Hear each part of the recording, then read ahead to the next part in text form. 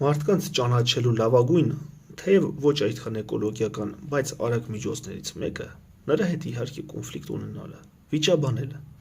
Այն մարդը, ով քեզ իսկապես դրական է վերաբերվում, նա չի օգտվելու կոնֆլիկտի հնարավորությունից, որպեսզի քեզ ճնշի եւ իրեն բարձրացնի։ Նա չի օգտվելու այդ առիթից եւ նա ամեն ինչ անելու է, որպեսզի այդ կոնֆլիկտը հարթվի, սահմանները չխախտվի, պահի սեփական եւ քո դեմքը։ Նա փորձելու է քեզ աջակցել, փորձելու է իրեն աջակցել, փորձելու է կոնֆլիկտը հարթել, այլ չօգտվել հնարավորությունից։ Բայց այն մարդը, ով իրականում քեզ այդքան էլ դրական չի վերաբերվում, թեև ցույց է տալիս, ապա կոնֆլիկտի դեպքում ու հատկապես այն պահին, երբ նա հասկանում է, որ ինչ-որ չափով ինքը ճիշտ է, ինչ-որ դեպքում ինքը ճիշտ է, նա առաջին իսկ հնարավորության դեպքում կարճելու է այդ հնարավորությունից, կարճելու է այդ միջոցից, որպեսզի կարողանա քեզ ճնշել, սեփական իշխանությունը ցուցադրել, սեփական անձը առավել հաստատել